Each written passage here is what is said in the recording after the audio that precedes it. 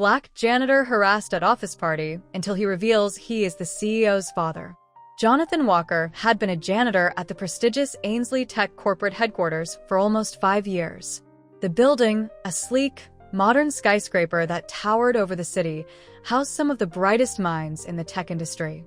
Its glass walls gleamed like the ambitions of those inside, a symbol of success and modernity. But for Jonathan, who worked behind the scenes to maintain the image of cleanliness and order, it was just another concrete structure. To him, it was just another building that had to be swept, mopped, and polished. Another place where he spent long hours doing invisible work, unnoticed by the people who inhabited the space. Before we can continue, if you love your family, subscribe to this channel to help up creating amazing stories. Now, let's continue. Jonathan's routine was deeply ingrained, as predictable as the sunrise.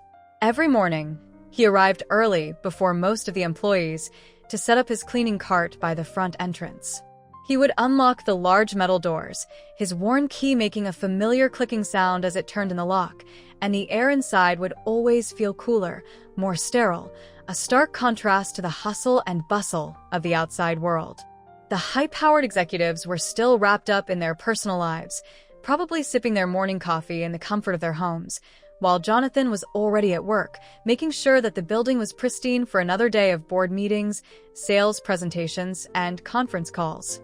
The janitor's closet, his haven of solitude, was located on the lowest floor of the building, near the service elevators, a room with dim lighting and the smell of cleaning supplies that seemed to linger in the air no matter how many times he opened the window to let in fresh air. It was a small space, filled with mops, brooms, and buckets of cleaning solution, but it was his domain. Here, he could retreat from the world, away from the polished facades and cold smiles of the office workers who rarely took the time to acknowledge him beyond a polite nod or a brief hello when they passed by. He liked the simplicity of it all. There was no ambiguity about his job.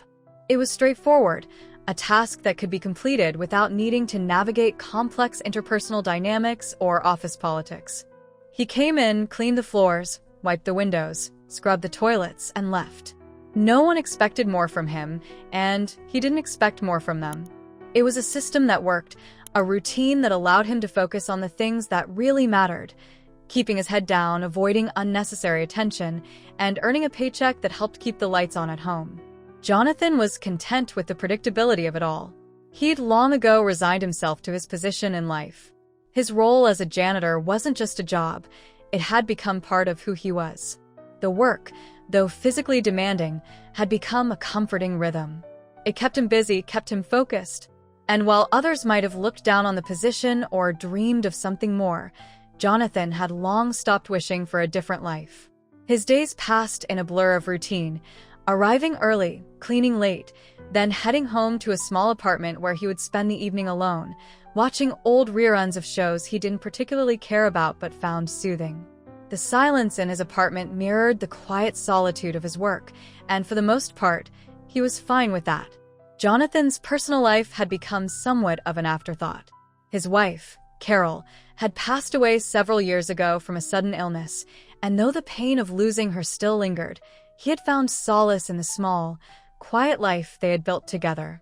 His son, Marcus, had long since moved out, gone on to bigger and better things, as was his right. Marcus had always been the ambitious one, the dreamer, the one who reached for the stars. Jonathan had been proud of him, of course. But there was also a quiet sadness in the fact that Marcus had gone so far, far beyond Jonathan's reach, that it often felt like a gulf had formed between them, an insurmountable distance created by ambition and success. The difference in their lives had never been more apparent than it was now. Marcus, who had worked his way up to become the CEO of Ainsley Tech, had achieved everything Jonathan had dreamed of but never quite reached. When Marcus had graduated from college, he had moved away to the city, chasing opportunities that Jonathan couldn't even begin to comprehend. The sacrifices Jonathan had made to raise him, working long hours in low-paying jobs, sacrificing nights with his family to provide for them, had paid off in one sense. Marcus had found success. But the price had been high. The relationship between father and son had grown strained over the years. Jonathan wasn't sure exactly when the gap had started to widen, but it had become too obvious to ignore. Their conversations had become shorter, more superficial. The emotional intimacy they once shared now reduced to quick check-ins and obligatory birthday greetings. Still, Jonathan was proud of Marcus. It was just difficult to reconcile the father he had been with the distant man Marcus had become. Jonathan had hoped that one day they might find common ground again, that perhaps Marcus would take the time to reconnect with the man who had raised him.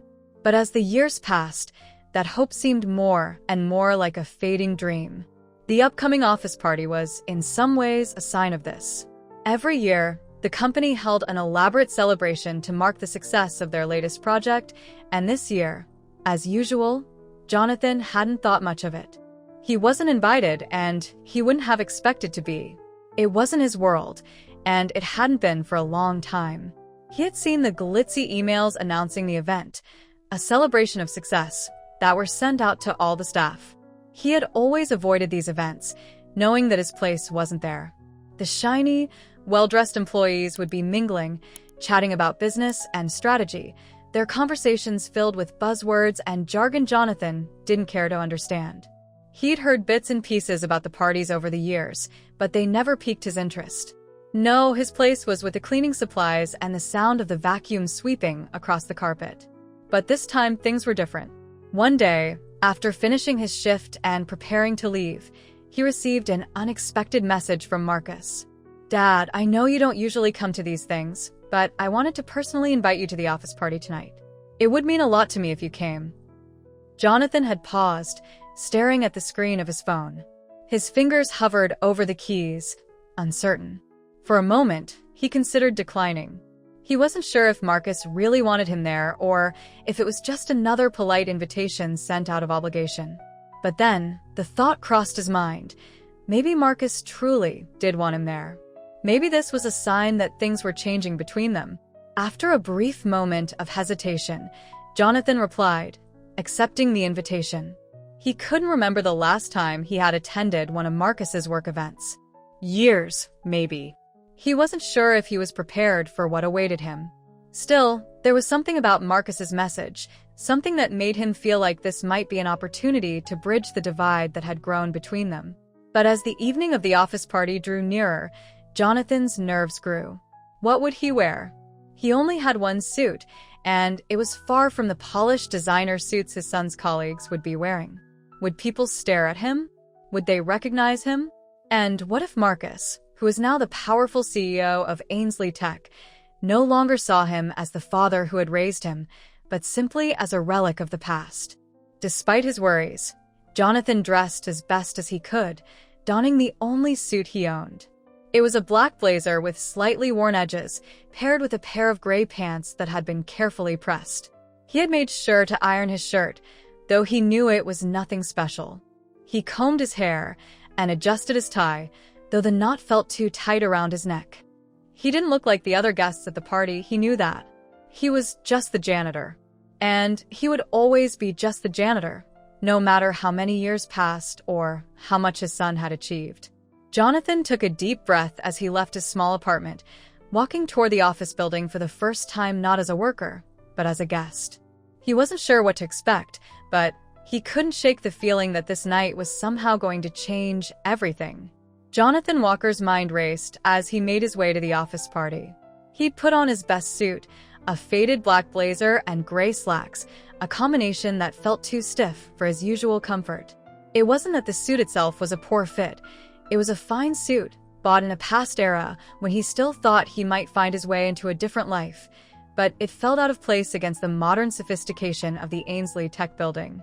The sleek, polished surfaces of the corporate headquarters, the cold glow of fluorescent lights, and the smooth, clean lines of glass walls all contrasted sharply with the worn fabric of his attire. For a brief moment, he wondered if the suit had become a metaphor for his life, out of sync with the world around him. Despite his discomfort, he pressed on. He was here because Marcus had asked him to come. Marcus, his son, had reached out in a rare gesture of warmth. At first, Jonathan had hesitated, unsure if this was merely a polite invitation or if there was something more behind it. His son, the CEO of one of the largest tech companies in the city, hadn't asked him to any of the office parties in the past. They had kept their lives largely separate, a divide that had deepened as Marcus had climbed higher in the corporate world. The invitation, coming after so many years of distance, was a welcome surprise. Maybe this time would be different. Maybe Marcus was beginning to see him not just as the janitor, the father who had faded into the background of his son's success, but as someone worthy of more. Jonathan longed for that validation. Just a glimpse of it would be enough. The further he walked into the building, the more his sense of alienation grew. The lobby was pristine, gleaming with polished floors and sharp modern artwork hanging on the walls. People in expensive suits and high-end dresses milled around, holding champagne glasses and engaging in lively, confident conversation. They looked so at ease, so assured in their place here. And Jonathan felt like an intruder in their world, a relic of the past that didn't belong in this glossy, polished future. The sharp click of his shoes on the tile felt too loud against the low hum of corporate chatter, and he instinctively lowered his head, trying to blend into the background as he made his way to the event area. His mind drifted back to his early days at Ainsley Tech. He had started working as a janitor 5 years ago when the company had moved into this new building, a sprawling space that had been a symbol of growth and ambition. Back then, Marcus had just taken the role of CEO, and Jonathan had been quietly proud, though also quietly distant. His son had started off in the tech world with a dream of building something meaningful, and now he had succeeded beyond anyone's expectations. But with success had come a drift between them. It was a slow, almost imperceptible distance at first, but over time it had grown. Jonathan had been content in his role as a janitor, keeping his head down and doing his work, never expecting any recognition from his son or anyone else. But the invitation to the office party had stirred something in him, a desire he hadn't acknowledged for years. The desire to be seen, to be respected, to no longer be invisible in the eyes of the world. His mind wandered to the employees who passed him every day. They were the ones with the important jobs, the ones who walked around with confidence, their eyes never resting on him. Most of them, he knew, didn't even know his name. To them, he was simply the janitor, a necessary but unimportant part of the background. They would look right through him as if he were part of the furniture, a fixture of the building that could be ignored. No one ever stopped to ask him how he was doing, or if he had a family, or what he thought about the news of the day. His entire existence in the office was built on the assumption that he didn't matter. The only people who ever spoke to him were the occasional disgruntled employee who asked him to take out the trash or clean up a spill. Small, fleeting interactions that left him with a sense of insignificance. Jonathan had long accepted this, but the invitation to the office party had stirred something deep within him. It was as if Marcus, in his role as CEO, had finally decided to acknowledge him as more than just a shadow, as something real and tangible. The thought of finally being noticed by the very people who had always overlooked him was both exhilarating and terrifying. He had never been one for attention. He was used to the quiet humility of his work, where his efforts were seen only by the few who walked by him on their way to meetings. But the possibility that he might actually be seen, respected, was a powerful feeling that he couldn't quite shake. As he walked into the event hall, the sound of voices and music filled the air, and his heart began to race.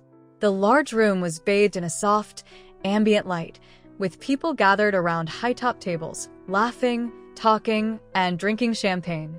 He felt a knot of anxiety in his stomach. What was he doing here? What could he possibly have to contribute to a conversation with these people? He was just the janitor, the man who scrubbed the floors and emptied the trash. The thought of mingling with these polished professionals made him feel out of place, as if he were wearing a costume that didn't quite fit. Despite his hesitation, Jonathan pressed on, trying to navigate the crowd without drawing too much attention to himself. He stood on the outskirts of the gathering, watching the interactions with a kind of longing. There was a familiarity to the social dynamics at play here. People stood in tight groups, sharing inside jokes and personal anecdotes, while others hovered at the edges, trying to find a way to insert themselves into the conversation. Jonathan had never been the life of the party, never someone who could make people laugh or command a room with a story. His life had been spent in quieter spaces, filled with the hum of vacuums and the scent of cleaning products, not the clink of champagne glasses and the sound of jovial chatter. The divide between him and the people in this room seemed insurmountable, a chasm that no amount of effort could bridge. But it wasn't just the strangers in the room that made him feel this way. It was his son, Marcus. Jonathan's heart swelled with a mixture of pride and uncertainty as he scanned the room for his son's familiar face. He had worked hard for Marcus to get where he was today. Jonathan had sacrificed much, his time, his energy, his dreams, so that Marcus could have a better life, a life filled with opportunity. But now, as he looked around the room, he felt a painful distance between himself and the man his son had become. Marcus had always been ambitious, even as a boy, but Jonathan had never expected the chasm to be this wide. He had imagined that Marcus, in his success, would still find a way to make time for him, to recognize him as more than just the janitor who worked in the building. But what if Marcus had changed? What if the man he had become didn't need him anymore? He saw Marcus then, across the room, laughing with a group of high-level executives. He was wearing a sharp suit, his posture perfect, his smile wide and genuine. He looked every bit the part of the confident CEO, the man who had it all: wealth, power, success. It was easy to see that Marcus was beloved by his colleagues. People gravitated toward him, eager to bask in his glow, to catch a glimpse of his next big idea. Jonathan couldn't help but feel a pang of envy. His son had made it. He had ascended to a place that Jonathan could never reach. And yet, as much as he wanted to be proud, there was an ache in his chest, a feeling of being left behind. Jonathan had always been proud of Marcus, of course. It was hard not to be, but pride was tinged with sadness. He had always hoped that one day Marcus would look back and see the sacrifices Jonathan had made for him. He had hoped that his son would appreciate the quiet, steady work that had allowed him to reach such heights. But as he watched Marcus from across the room, he couldn't shake the feeling that Marcus had already moved past him. He was no longer the boy who needed guidance, who needed help. Now, Marcus was a man in his own right, surrounded by people who admired him for what he had achieved, not for the father who had supported him along the way. For the first time, Jonathan wondered if he would ever truly be seen for who he was, beyond the janitor's uniform, beyond his son's success. Would the people in this room ever recognize him as something more? Or would he always be the man who swept the floors, whose name was barely known, and whose presence went unnoticed? His thoughts were interrupted by a voice, a young woman, her tone laced with sarcasm, asking, "You here to clean up after the party?" The comment was meant to be a joke, but to Jonathan, it cut deeper than any cutting remark ever could. It was a sharp reminder of his place in the world, of how easily he could be dismissed, how easily he could become invisible. Jonathan forced a smile, but inside, a deeper yearning took hold. He wasn't sure what he wanted, only that he wanted more. More recognition, more respect, more acknowledgement that he mattered, that his presence wasn't simply a formality, a necessary part of the office's function.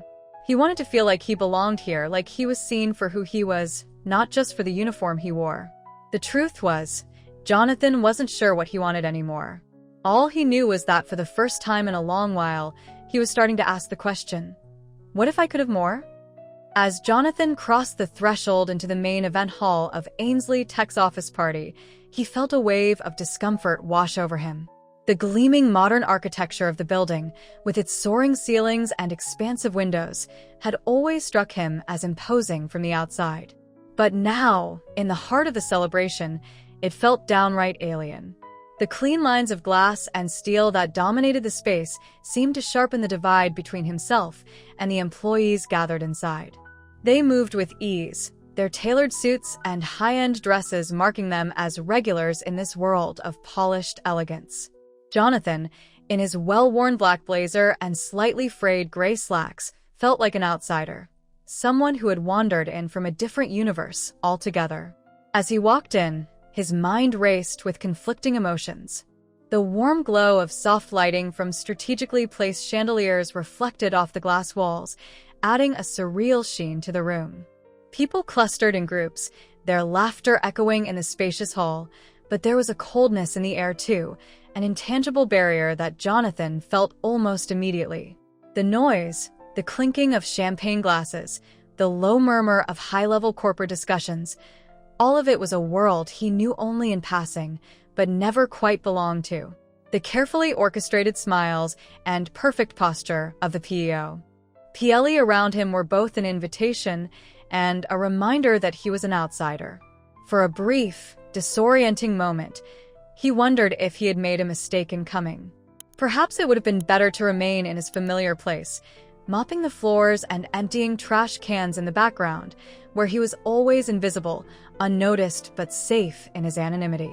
But the thought of turning back, of retreating into the shadows, was quickly overtaken by another feeling. It was the desire to be seen, the hope that maybe tonight, just for tonight, he could stand at the edge of this world and be acknowledged, not as the janitor, but as something more. The first thing Jonathan noticed as he stood just inside the room was the overwhelming scent of expensive perfume and fresh-cut flowers.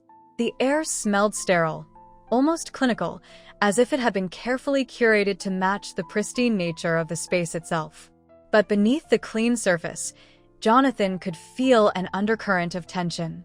The employees here were all walking on a fine line of professionalism, each of them balancing on the precarious edge of social expectations and corporate hierarchy.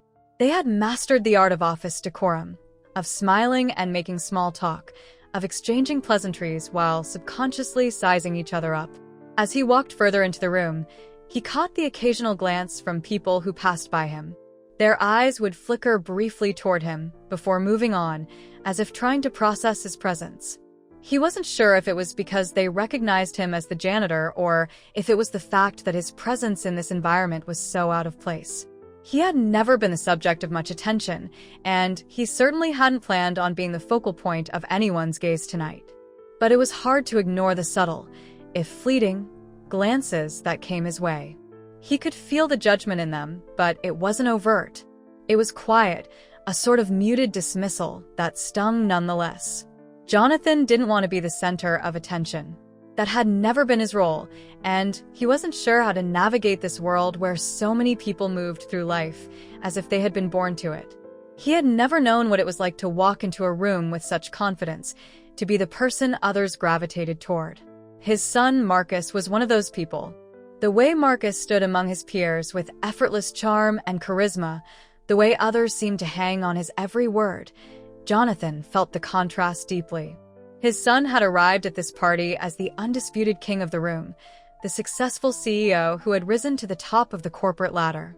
And Jonathan, by contrast, was the janitor who had only been invited out of obligation, or perhaps as a small, well-meaning gesture to include the man who had once raised him. But as much as Jonathan tried to shrink into the background, to hide in the safety of the walls and pillars, he couldn't help but feel the pull of the crowd. His legs moved of their own accord, taking him further into the event. He was suddenly aware of the cocktail waiters gliding past with trays of hors d'oeuvres, the soft clink of glassware, and the gentle hum of conversation filling the space. He could barely make out the words being spoken.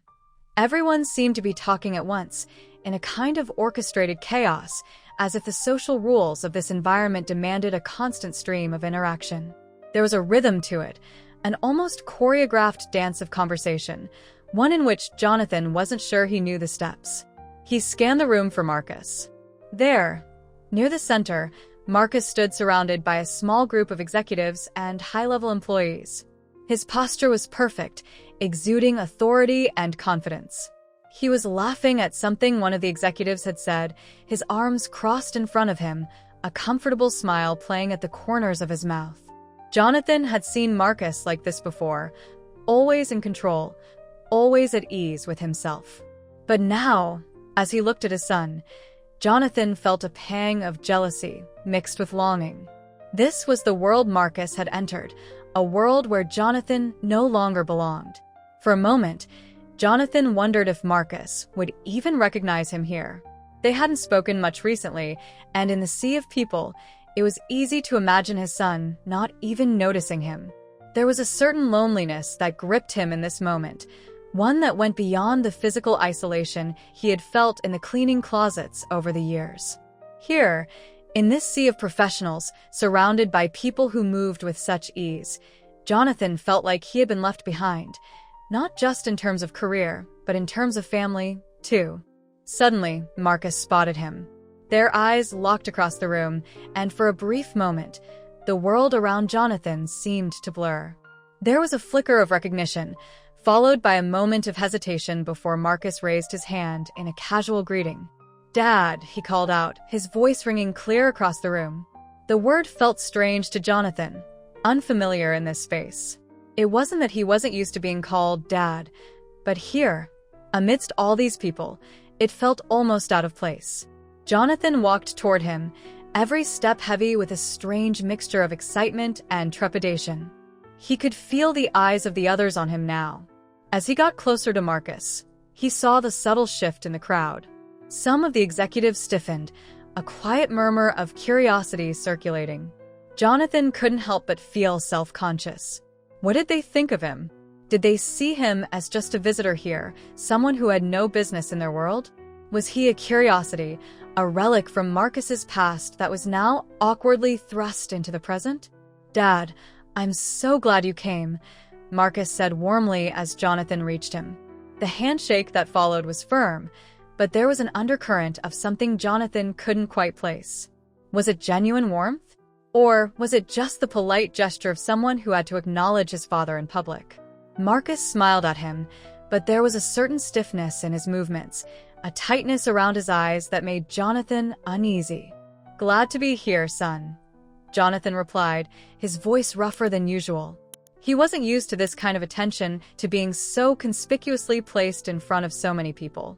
He wanted to say something more, to express the confusion and nervousness he felt, but words seemed to fail him. Instead, he simply smiled back at Marcus, trying to make the best of the situation. The conversation that followed was awkward at first. Marcus introduced Jonathan to a few of the executives standing nearby, but their interactions were brief and stilted. The employees' smiles were polite, but Jonathan could sense the unease beneath the surface. They didn't know how to act around him. To them, he was an enigma, someone who didn't belong in this space, who had stepped out of the shadows of the building's maintenance hall into the bright lights of the corporate world. They were polite enough, offering handshakes and small talk, but Jonathan couldn't shake the feeling that they were simply going through the motions, waiting for him to leave. And so, he found himself standing there, like a strange, misplaced object in the middle of a well-oiled machine. He wasn't sure what he was supposed to do, what role he was meant to play in this world that seemed so foreign to him. The party continued around him, the noise and laughter pressing in from all sides, and he couldn't help but feel like an outsider looking in. Jonathan realized, suddenly, and with a deep sense of clarity, that being here wasn't about fitting in. It was about his desire to be seen. He had been invisible for so long, both in the eyes of the world and in the eyes of his son. But here, now, at this party, he was more visible than ever before. And yet, the recognition he sought remained just out of reach. At first, Jonathan felt like a ghost in the room. The more he tried to integrate himself into the office party, the more he realized how out of place he felt. Every smile seemed forced, every handshake a mechanical gesture. The polished executives and well-dressed employees had their own rhythm, an unspoken language of confidence and ease. He could see it in the way they interacted with each other, the way they knew how to laugh at just the right moment, how to engage in light banter without crossing into awkward silence. Jonathan, by contrast, stumbled through each moment, his body stiff with discomfort, his words often coming out clumsily. Yet there was something else, too, a flicker of something deeper that began to stir as he stayed within the crowd. He started to realize that the longer he remained in the room, the more accustomed he became to the surroundings. At first, the noise had been overwhelming, too many voices, too many competing sounds, but now it was simply part of the environment. He grew accustomed to the rhythm of conversation, the ebb and flow of social interactions. People continued to glance his way, their looks a little too quick, but not as dismissive as before. He noticed that a few people had actually begun to engage with him more directly. Perhaps it was his son's presence that made the difference, or maybe it was that, in this place, where no one truly knew each other intimately, the unspoken boundaries had started to blur. Jonathan had not expected any of this. He thought he would remain invisible, lingering on the edge of the party, like a shadow. But slowly, almost imperceptibly, he found himself part of the social fabric. If not exactly a central figure, at least someone acknowledged, at least someone noticed. The first real breakthrough came when one of the employees, a young woman named Claire, approached him with a friendly smile. Claire was a junior developer who had been with the company for a few years, and Jonathan recognized her as one of the few who had spoken to him in the building before. She had always been polite, and over the years, she had asked him how his day was going when they crossed paths in the hallways. "Mr. Walker, right?" Claire said, her voice light and warm. She didn't wait for him to respond before continuing. "It's nice to see you here. Marcus was telling us you were coming tonight. We weren't sure if you'd make it, but I'm glad you did." Jonathan blinked in surprise. "You were?" he asked, surprised at the mention of his son in the context of the party. She nodded. "Yeah. "He mentioned you were coming earlier. It's good to see you join us for once, instead of always being in the background. I think it's great that you're here." The sincerity in her voice caught him off guard. He wasn't used to being treated with such warmth in this environment. People here generally passed him by without a second glance, and the idea that Claire, someone from Marcus's professional world, could acknowledge his presence so openly was a revelation. He wasn't invisible anymore, not to everyone at least. For the first time, Jonathan felt a flicker of possibility, of hope that he might find a way to navigate this world without feeling like an outsider. "Well, I didn't want to miss out," Jonathan said, trying to play along. His words were still somewhat stiff, but the smile that followed them felt genuine. "It's a different world, all of this." Claire laughed, nodding in agreement. You bet. "It's a bit much, isn't it? I think the parties get bigger and fancier every year." She took a sip of her drink, then looked around. "But we all have our roles to play. You're the heart of this building, aren't you?" The phrase took him by surprise. "The heart," he repeated, somewhat bemused. She grinned. "Yeah. "Without people like you, well, the place would fall apart, wouldn't it?" Her tone was light, but there was a kindness in her words that felt refreshing. It wasn't a compliment wrapped in obligation, like so many others he had received over the years. It felt real. Jonathan couldn't remember the last time anyone had called him the heart of anything. It was a strange feeling, a little too big for him to fully comprehend, but he allowed it to settle in, if only for a moment. "I suppose so," he said, with a small smile. "I've kept the place clean long enough. Guess it's part of the job." They exchanged a few more pleasantries, and though the conversation was brief, it left Jonathan with a new sense of possibility. For the first time that evening, he felt like he belonged. It wasn't much, but it was something. It was a small victory, a break in the dam of discomfort he had felt since entering the party. Claire, of course, had no idea how much her words meant to him. To her, he was simply a man doing his job. But to Jonathan, it was validation of something much deeper, a realization that he wasn't invisible to everyone.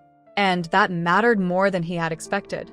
Over the next hour, Jonathan found himself slowly becoming more comfortable in the setting. His stiff posture began to loosen. He moved more naturally through the space, less like someone who had accidentally walked into a room where he didn't belong, and more like someone who, for once, was trying to own the space. He made small talk with other employees, introducing himself with more ease than before, sharing little snippets about his life. A few people asked about his work, curious about his experience with the building and how long he had been with the company. It was a far cry from the cold stares and polite, empty exchanges that had met him at the start of the evening. For the first time, he realized that his job, one that had always been relegated to the background of the office, had its own value. It wasn't glamorous, nor was it the kind of work that earned accolades or admiration, but it kept the building running. And in that context, he was important. He had always known this in theory, but being here, in the heart of this gathering, made him see it more clearly than ever before. Still, as much as the small victories built up his confidence, there was always a part of him that remained uncertain. He was still aware of the invisible line that divided him from these people, the unspoken divide that came from his station in life. No matter how many polite exchanges he had, no matter how many kind words were thrown his way, Jonathan knew he was still in the background. He wasn't part of the power structures here, not in any meaningful sense. He wasn't one of the decision-makers, the influential figures who shaped the future of the company. He wasn't an executive or even a senior employee. He wasn't anyone who could influence change. And yet, he could feel the shift, a subtle change in the way he was being treated.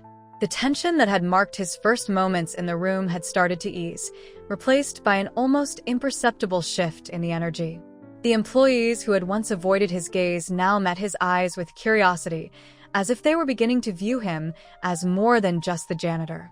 There was something different about Jonathan now, not just in how he carried himself, but in the way he interacted with the space around him. Still, the real test came when he found himself standing alone again, this time closer to the center of the room. A small cluster of executives had gathered nearby, discussing some new initiative the company was planning. As Jonathan overheard snippets of their conversation, he realized they were talking about the future of Ainsley Tech, the direction the company would take in the coming months. It was a conversation that held weight, that would impact the future of everyone in the room, including Marcus. Jonathan stood there, silently listening, drawn in by the rhythm of their exchange. It was the first time all night that he felt as though he were standing on equal footing. The conversation wasn't aimed at him, but it felt strangely like he was a part of it, just by virtue of his proximity. As one of the executives mentioned a new partnership with a leading tech firm, Jonathan felt a surge of understanding. This was the language of success. This was the world Marcus had been born into, and while Jonathan would never fully belong to it, there was a part of him that could appreciate it. Then, as if on cue, Marcus appeared at his side, interrupting his thoughts. "You doing all right, Dad?" he asked, his voice warm and genuine, but with a hint of concern. He seemed to read the expression on Jonathan's face before adding, "I know this is all a bit much." Jonathan smiled, looking up at his son, and for the first time that evening, he felt a sense of ease. The discomfort that had once gripped him had started to loosen. "I'm fine, Marcus." Just taking it all in. Marcus nodded, a small smile playing at his lips. "I'm glad you're here. Really. It means a lot to me that you came." Jonathan looked at his son, feeling a deep sense of pride. Jonathan could hardly believe the transformation that had taken place in the last few hours. He had walked into the office party an outsider, unsure of how to navigate this unfamiliar world. But now, as the evening wore on, he felt like a part of it, almost like a fixture. People had begun to recognize him, not just as the janitor, but as someone who had been welcomed into the fold, at least for the night. His son's presence had played a significant role, but so had his own courage in staying when every instinct had told him to leave. It was an accomplishment, one that he hadn't thought possible when he first stepped into this building. Jonathan stood in the center of the room now, near the bar, a drink in his hand. The weight of the champagne flute felt light, almost symbolic. A drink in hand had always been a social cue, a way of blending in, and tonight, Jonathan was blending in, at least to some degree. He exchanged polite words with Claire, the young developer who had spoken to him earlier. She was laughing at something he had said, a little joke about the company's absurdly extravagant office, and Jonathan felt a small flicker of pride. But it wasn't just the small talk that felt like a victory. It was the way the evening had unfolded. It was the fact that Jonathan was no longer the forgotten figure, the man in the background. No longer the one who only appeared in the shadows, unnoticed except for his role in keeping the office clean. No, tonight, he had been a part of the conversation. He had been seen, heard, and even included in the occasional joke. Even some of the senior executives had greeted him with small smiles, which, to Jonathan, felt like a monumental shift. As he looked around the room, Jonathan's heart swelled with a strange pride. He had done it. He had cracked the code. For years, he had walked the hallways of Ainsley Tech, doing his job without so much as a nod from the people who worked here. But now they noticed him. They saw him. He had earned this recognition, this small piece of acknowledgement, even if it was fleeting. He wasn't just a janitor, he was a person who mattered in this space. The high that Jonathan was feeling was palpable, a rush of emotions that surged through him with every passing moment. He felt like he belonged here, like he had crossed some invisible line into a world where he had every right to be. It was intoxicating. There was something about the way people treated him now that made him feel like he had accomplished something significant, even if the achievement was in a realm that most of these people would consider trivial. To Jonathan, it felt monumental. But as the night wore on and the initial euphoria began to fade, a thought gnawed at the back of his mind. What had really changed? Sure, he was being recognized, but was it because of who he was or because of who his son was? The reality of the situation began to settle in. Yes, people were acknowledging him, but did they truly see him? Or did they only see the connection he had to Marcus? The warm smiles, the small gestures of inclusion, did they mean anything beyond their surface-level politeness? He was snapped out of his thoughts when Marcus came over to join him, a bottle of expensive whiskey in his hand. His son's face was flushed with the warmth of the party, his eyes bright. Marcus was a master of these environments, at ease in ways that Jonathan would never be. As Marcus approached, the attention of a few nearby employees shifted toward him, and Jonathan couldn't help but feel a sense of pride mixed with discomfort. His son was the center of the room, and here he was, standing by his side. It was a victory, but it was also a reminder of how far apart their worlds truly were. "Having a good time, Dad?" Marcus asked, his voice light and casual, as though they were merely chatting on a Sunday afternoon, not in the midst of an office party filled with hundreds of well-dressed professionals. Jonathan nodded, a smile tugging at his lips. "Yeah, it's been different. A lot more attention than I'm used to." "That's a good thing," Marcus said, giving him a playful nudge. "You deserve it, you know? Everyone here should know who you are." At that moment, Jonathan couldn't decide if Marcus was being sincere or if it was just his son's way of being polite. There was something about Marcus's tone, something distant and rehearsed, that made Jonathan wonder whether his son was fully aware of what it meant to be in his shoes. Marcus was talking to him as if this was all some sort of passing novelty, a brief moment in which Jonathan had broken free from the shadows of his regular life. But for Jonathan, this moment wasn't just about recognition. It was about validation, about proving that he mattered. To Marcus, this might have been just another social interaction at a corporate event. To Jonathan, it was something much deeper, something that he had longed for without fully realizing it until tonight. As the night stretched on, Jonathan continued to mingle with the employees, sometimes in small groups, other times alone. The more he interacted with people, the more he realized how shallow the interactions truly were. People spoke of their jobs, of the company's upcoming projects, of new technologies and innovations that were going to change the world. But all of it felt hollow to Jonathan. The conversations were fine, even friendly, but there was a lack of substance to them, a sense that no one here was genuinely interested in who he was. They were interested in his connection to Marcus, in the idea of who he might be, but not in Jonathan himself. The realization hit him like a cold wave. This wasn't the recognition he had wanted. He had craved acknowledgement for so long, but now that it was here, it didn't feel like a victory. It felt like a trap. People weren't acknowledging him as a person, as an individual with his own story, his own struggles, his own worth. They were only acknowledging him as an extension of Marcus. And in that moment, Jonathan understood something profound.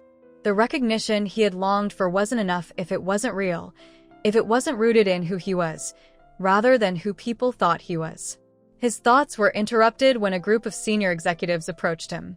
One of them, an older man with graying hair and a firm handshake, clapped him on the back. "Good to finally meet you, Mr. Walker," he said with a smile. "We don't get to see enough of you around here, but we appreciate all that you do for the building. Your work doesn't go unnoticed." Jonathan smiled, but inside, a knot tightened in his chest. This was the moment he had been waiting for, but it felt so hollow. The man's words were kind, but they lacked depth. It was the same polite acknowledgement he had received from everyone else tonight. He was being recognized, Yes, but it was a recognition that felt shallow and empty. It was as if his presence here was nothing more than a courtesy, a brief acknowledgement of the man who worked behind the scenes. In that instant, he realized that no matter how much he tried, no matter how much he yearned for respect, he would always be seen through the lens of his son's success. His identity, his worth, would always be tied to Marcus. As the night continued, Jonathan felt the weight of his realization sink in. He wasn't sure if the desire to be seen, to be acknowledged, had ever really been about being seen for who he truly was, or if it had always been about proving something to himself. But now that he had it, now that he had been seen, if only briefly, it didn't feel as fulfilling as he had imagined. The recognition didn't bring him peace. It didn't bring him any closer to understanding his place in the world, or his place in Marcus's life. He tried to push the feeling aside, to enjoy the night for what it was. He tried to remind himself that this was still a victory, that he had made it this far, that he had navigated this unfamiliar world and found his way into the light. But as the hours stretched on and the alcohol began to dull his senses, the truth of his situation became clearer. The recognition, the success, it wasn't enough. Jonathan had wanted to be seen, but now that he couldn't help but wonder if being seen had ever truly been the goal. Perhaps what he really needed wasn't recognition from others, but recognition from himself. He needed to see his own worth, to understand that he mattered, regardless of whether anyone else did. By the time the clock ticked toward the late hours of the night, Jonathan had stopped pretending. The small victories, the shallow conversations, and the fleeting moments of recognition all felt meaningless in the quiet aftermath of the night's festivities. The champagne in his hand had long since lost its luster. He no longer felt the rush of adrenaline that had carried him through the evening, the small affirmations from people who had barely known his name just hours before. All of it had turned into a hollow echo. His son, Marcus, was somewhere in the crowd, deep in conversation with a group of executives. He was where he belonged, where he had always belonged. Jonathan looked at Marcus with a mix of pride and sorrow. His son had everything: charisma, power, and the effortless ability to fit into this world. Jonathan had never been part of that world. And now, after a night of standing on the edge of it, he was starting to realize that maybe he never truly would be. As he made his way to the far corner of the room, away from the laughter and the clinking of glasses, Jonathan felt the weight of his own inadequacy settle in. His hand gripped the edge of a table, his knuckles white. He hadn't expected the recognition to feel this way. The smiles, the nods, the casual conversations, all of it had seemed like the key to unlocking his sense of worth. But now that he had it, it didn't feel like a triumph. It felt like a betrayal. Jonathan's entire life had been about working hard, sacrificing, putting in the hours, doing the job that no one else wanted to do. He had accepted his position as a janitor because he believed that, through hard work, he could make a difference. He had hoped that one day he would be seen, not just for his work, but for who he was. Tonight, he had gotten what he thought he wanted: recognition. But what he had learned was that recognition, when it wasn't rooted in understanding, was nothing more than a fleeting acknowledgement. People saw him, yes, but they saw him through the lens of his connection to Marcus, not as an individual in his own right. They didn't truly know him. They never would. The sting of this truth was sharper than Jonathan had anticipated.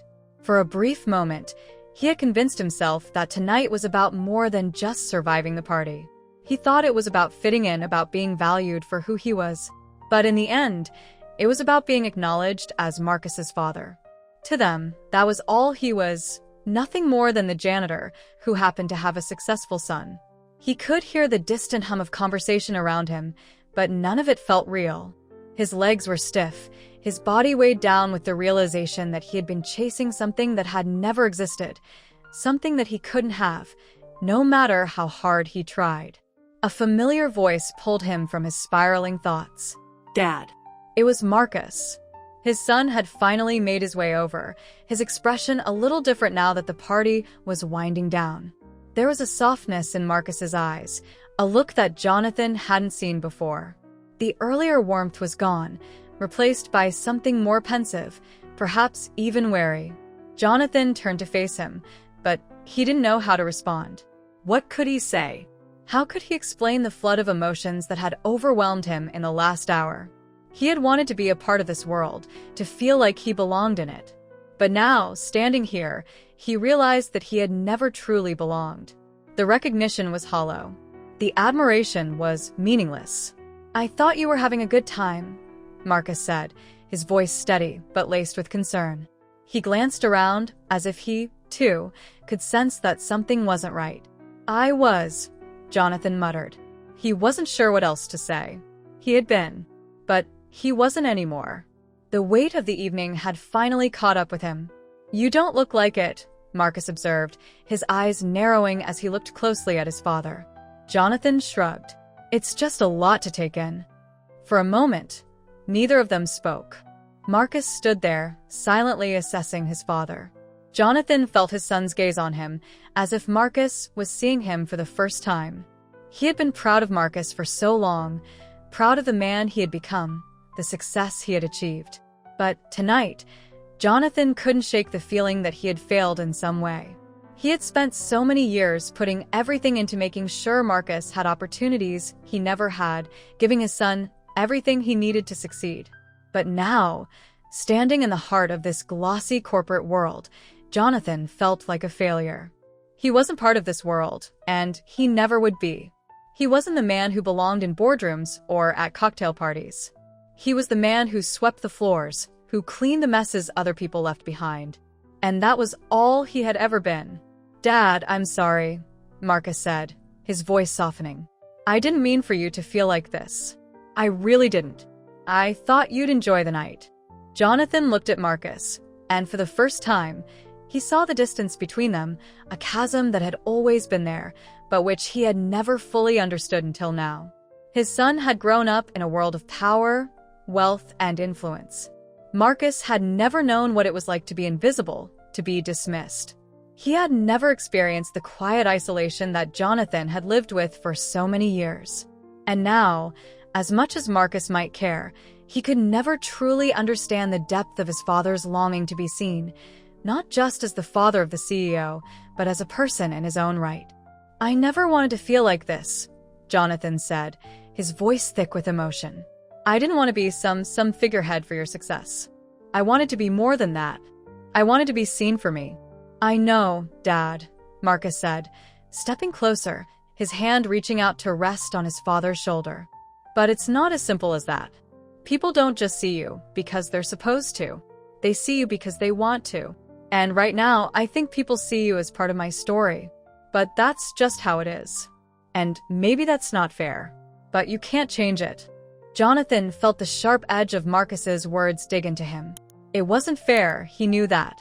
But the truth was, he had spent so many years feeling invisible, never good enough, never seen for who he truly was, that he had clung to this idea that if he just got the recognition, if he just earned a place in this world, everything would be different. But now, standing here, he realized that no amount of acknowledgement from others could fill the void that had been left inside him for so long. The truth was, Jonathan had been chasing an illusion. He had believed that if people just noticed him, if they saw him as more than just a janitor, then he would finally matter. But now that he had tasted that recognition, he understood that it wasn't enough. It would never be enough. Because in the end, it wasn't about what other people saw, it was about what he saw in himself. "I've spent my whole life trying to prove something," Jonathan said, his voice barely above a whisper. "But I don't know anymore. I don't know what I was trying to prove." Marcus nodded, a somber expression on his face. I think you were just trying to find your place. I get that, Dad. But sometimes, we don't find our place in the way we expect. Sometimes it's not about other people seeing us. It's about seeing ourselves." Jonathan let those words sink in. He looked at his son, who was still trying to offer comfort, still trying to fix the situation in a way that only Marcus could. But it wasn't about fixing anything. It was about facing the uncomfortable truth that the recognition he had craved for so long wasn't what he needed. The cost of his pursuit, the emotional toll, the years of longing, had finally caught up with him. He had spent so much time seeking validation from others that he had lost sight of the most important thing, his own worth. With a deep breath, Jonathan nodded slowly. "I think you're right, Marcus," he said, the weight of the moment heavy on his chest. "Maybe it's time I stop looking for something outside of myself." And in that moment, Jonathan realized that the recognition he had sought wasn't the answer. It wasn't the key to feeling valued, to feeling worthy. He would never be able to change how others saw him, but he could change how he saw himself. And that, he thought, was the most difficult and the most necessary lesson he had ever learned. The next morning, Jonathan woke up to the familiar hum of his small apartment. The walls were a dull beige, the furniture simple but functional. The windows let in only a soft, diffused light from the overcast sky. It was a place that, for years, had been both his refuge and his cage. The place where he'd always felt safe, even though, in the back of his mind, he had known he was disconnected from the life he truly wanted to lead. But now it felt different. Now, it felt like home in a way it hadn't in a long time. Not because anything had changed about the space itself, but because Jonathan had changed. The events of the previous night, the glitz and glamour of the office party, the fleeting recognition, the hollow sense of validation, seemed like a distant memory. For the first time in a long time, he realized that the external trappings of success, the nods from people who barely knew him, didn't matter. They never had. And what was most striking to Jonathan was how quickly he had recognized this truth. He hadn't needed anyone's approval. He had spent years believing that to be something more, he needed to be accepted by others, by the world that had always looked at him with indifference. But last night, he understood the most painful and profound truth of all. His worth had never been tied to anyone else's perception of him. Jonathan stood up from the bed, stretching his stiff limbs, his body still aching from the tension that had built up over the last few days. He had worn himself thin, trying to fit into a space that never truly embraced him. Now, as he looked at his reflection in the mirror, he saw a different man. He wasn't the man who had walked into that party desperate for recognition, hungry for validation. He wasn't the janitor whose identity had been defined by the way others saw him. He was simply Jonathan Walker. And that, for the first time in years, felt like enough. He washed up quickly and dressed in his standard work clothes, faded jeans, a plain white t-shirt, and a jacket that had seen better days. As he prepared his breakfast, scrambled eggs with toast and a cup of coffee, he thought about the conversation he had had with Marcus the night before. There had been no grand gestures, no dramatic reconciliations, but something had shifted between them. Something unspoken had passed between father and son, something deeper than words. It was as though Marcus had come to realize that his father wasn't just a figure to be defined by his connection to him. Jonathan had always been proud of his son, proud of the man Marcus had become. But now, in the quiet of the morning, he realized that Marcus's success wasn't the only thing that defined their relationship. And, in a way, it wasn't even the most important thing. The most important thing now was that Jonathan understood his own worth. That realization had changed everything. It wasn't that he had stopped caring about Marcus. Nothing could ever change the love and pride he felt for his son. But Jonathan now saw that his own self-worth could no longer be tethered to Marcus's achievements or the external validation he received from others. For so long, he had been chasing a phantom of recognition. But now, the truth was crystal clear. He didn't need to prove himself to anyone. Not to the employees at Ainsley Tech. Not to his colleagues. Not even to Marcus. He didn't need to prove anything. Jonathan finished his breakfast, cleaned up the dishes, and left the apartment to head to work. As he walked through the quiet streets of the city, the familiar hum of life surrounding him, he noticed something different in the way he carried himself. There was a quiet confidence in his step, a strength he hadn't known he possessed. It wasn't arrogance. It wasn't pride. It was simply the understanding that he was enough, just as he was. As he arrived at the office building, Jonathan saw the usual faces, the busy workers hurrying through the lobby, the security guards nodding as he passed, the familiar hum of office chatter. But today, it all felt less significant.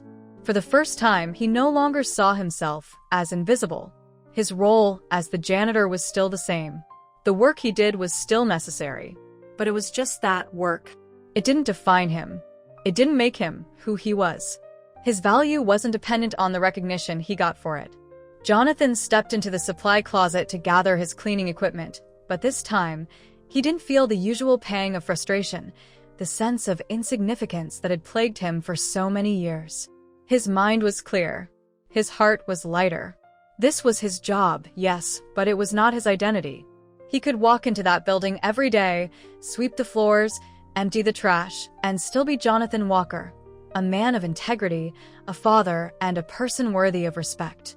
As the day wore on, Jonathan found himself moving through his routine with a new sense of purpose. He wasn't in a hurry to get things done, wasn't trying to prove anything to anyone. There was no longer any need for validation. It was freeing, this new perspective. Every room he cleaned, every corridor he swept, he did it with the same diligence as always, but now it was different. Now, he could see the value in the work itself, not in the recognition he might or might not receive.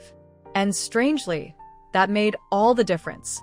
At lunchtime, Jonathan took a break in the small courtyard behind the office building, something he rarely did. Usually, he ate in the janitor's closet or at his desk in the small maintenance room. But today, as he sat down on a bench, the warm breeze on his face, he realized how much he had missed the simple pleasures of life. The stillness of the moment, the hum of the city, the small, quiet feeling of contentment that came from being fully present. For the first time in years, Jonathan wasn't preoccupied with what he was lacking. He wasn't consumed with thoughts of what others thought of him. He wasn't caught in a loop of self-doubt or longing for something he would never have. He simply existed in the moment, and that was enough. Later that afternoon, as he finished his shift, Jonathan crossed paths with Claire, the young developer he had spoken to at the party. She smiled at him as she passed, and for the first time, Jonathan didn't feel the need to force a conversation or impress her with some grand narrative. He just smiled back. A simple, genuine smile. And that was enough. As he left the building at the end of the day, Jonathan felt a wave of relief wash over him. The weight he had been carrying for so long, this need for recognition, for approval, was gone. It wasn't that he didn't care anymore. It was that he no longer needed anyone's affirmation to feel good about himself.